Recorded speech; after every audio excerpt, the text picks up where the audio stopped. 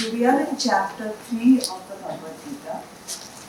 Chapter 2 of Bhagavad Gita, as you know, is the entire Upadesh of Bhagavan Krishna to Arjuna. But even after the whole Upadesh was given, Arjuna was still confused. We started chapter 3 with Arjuna asking Bhagavan Krishna, if knowledge is the supreme sadhana, if knowledge is what we need, and jnana is avashya for mukti, then why are you making me do karma? Why are you making me fight the war? Should I not just take sannyas, go into the Himalayas and stay there? And we are also confused. What should we do? Should we do Jnana Yoga?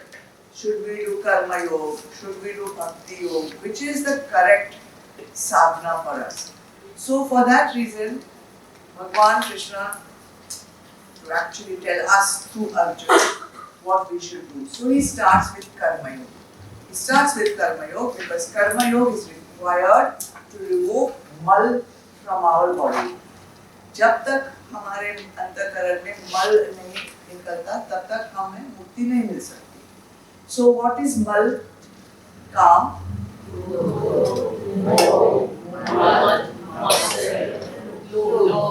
काम, क्रोध, लोभ, मोह, मद, मात्सर्य, राग, द्वेष, अहंकार. All these things. This is all mal.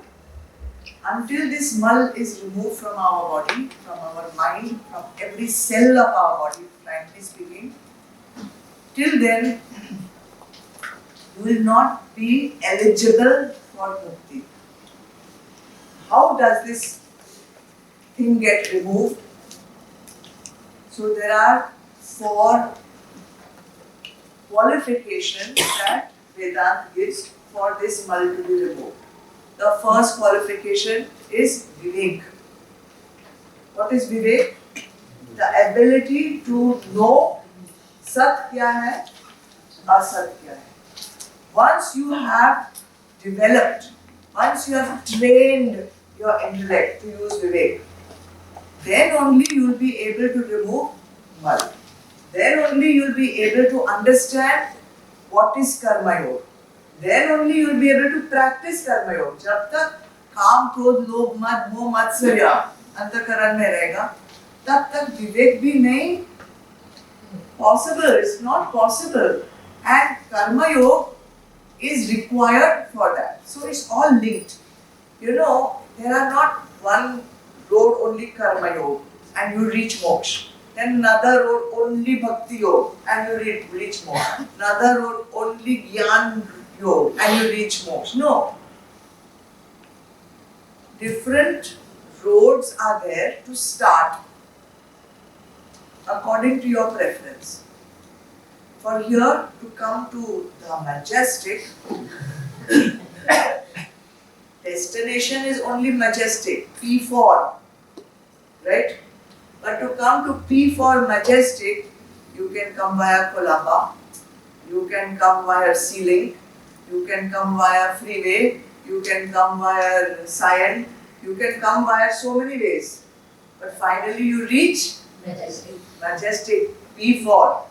Not just go to Gauri's house and have some idli dosa. You have to come to P4. After that, you can. So, we are in Karma Bhumi. Prithvi, Jagat, Sansar is all Karma Bhumi. Karma Bhumi means the place where you have to do karma. Karma means work, action. Action is compulsory. Even if you say, मुझे कुछ नहीं करना है, that is also a choice you have made to do. See, we can only do nothing. So in doing nothing also there is a doing. You can't say I'm doing nothing means there is no doing. There is a doing even in doing nothing. And whether you want to pursue a spiritual goal or whether you want to pursue a material goal or a vyavaharik goal, still you have to do something. Even in spiritual goal, you have to do sadhana, you have to do purusharth. So action happens at 2 levels. Which are the 2 levels? Mental and physical. So before, and what we can see, physical. We can only see I am picking up the pen. We can only see someone is walking. We can only see physical level. But before physical level action happens, there is a sanskar in the mind. When there is an impression, sanskar ka matlab kya hai? Impression. Some remind, some memory, some footprint. When you attach yourself and think about that impression again and again and again, what happens? An attachment to that thing happens. When an attachment to any sanskar happens, a desire arises. Once the desire arises, the thought comes, vichar. And once the thought comes, the action happens. So before any physical action to happen, there is a full process by which it happens. So action is not just physical. So for example, I want to eat one whatever. What is your eat? Batata vada. So if I am eating one batata vada, before that there is thought, I want to eat batata vada. Before that thought comes, I want to have a desire. I want to eat it. Only if I want to eat it, the thought will come, I want to eat it batata vada. Why has that thought come? Because there is a desire. Why has the desire come? Because I am attached to an old memory of batata vada. And you know, batata vada is only one example. So you know all your own batata vadas.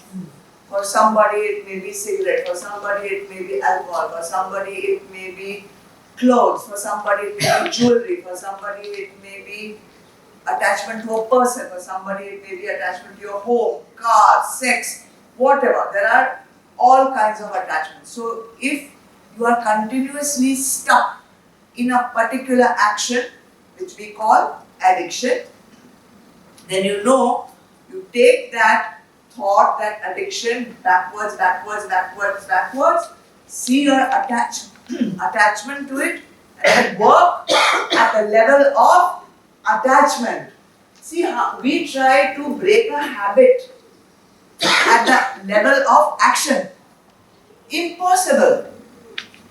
Impossible to break an habit at the level of action, because it has a history, it has a baggage, it has a long chain of things happening. So you have to go to the source. Always you have to go back to source.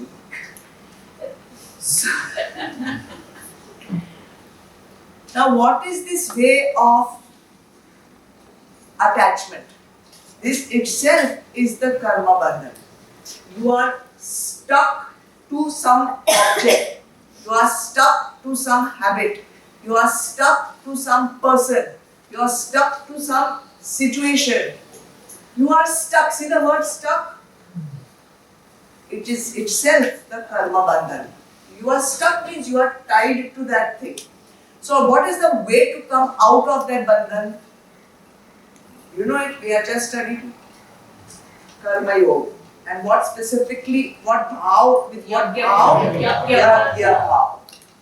With yagya bhav. So what is that yagya bhav? Who can tell me?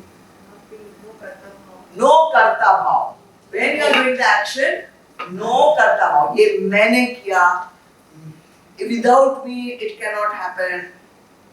I am the greatest who can do this. That is your karta bhav. So we don't want karta bhav. Then no bhokta bhav. Matlab? No enjoyment. No enjoyment means I shouldn't enjoy myself. You must enjoy. No enjoyership means you must enjoy.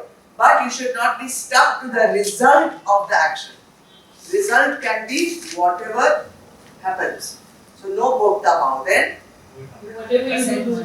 do it 100% with all your capabilities and dedicated with prasad buddhi, you dedicate to the Supreme. Alright? Alright. So this entire universe we have learned is functioning in yagya bhav.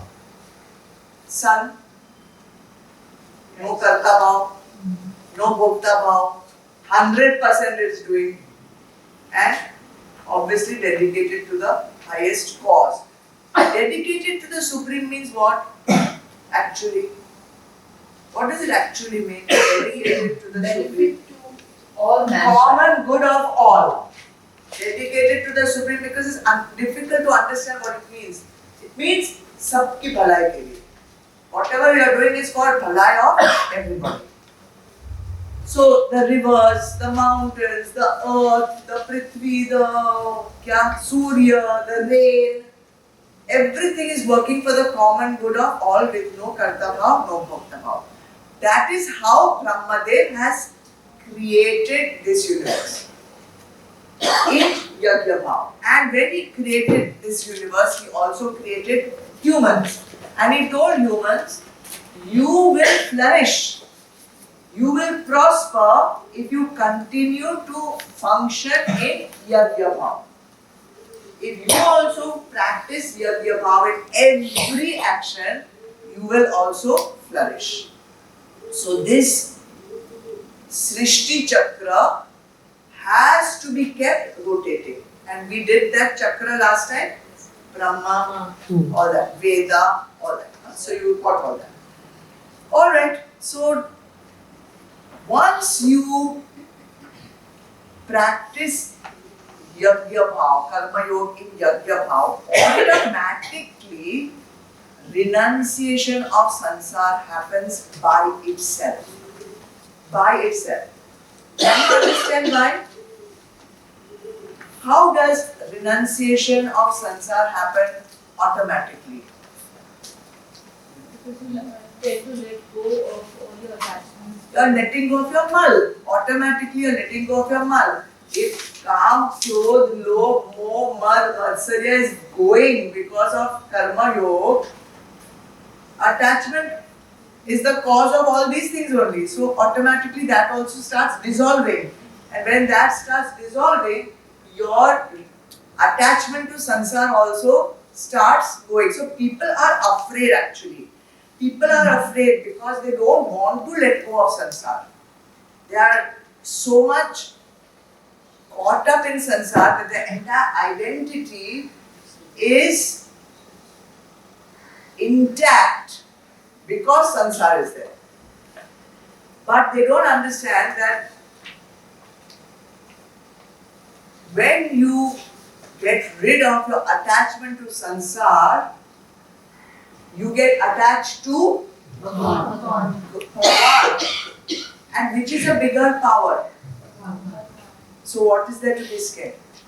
It is so beautiful, but that leap from sansar to Bhagwan is not understood. Okay? So just like when a duck swims in the water, duck is swimming in the water, the skin is all wet. The minute it comes out of the water, क्या होता है? It just shakes and the body feels it is completely dry. Same thing happens to us when we start performing work in Yajna bhav. We also just shake off our attachment to Vishais. We also shake off this attachment to sansar, and we also become completely free of the effects of sansar. So, keeping all that in mind, we continue now with verse number 17 and 18 together.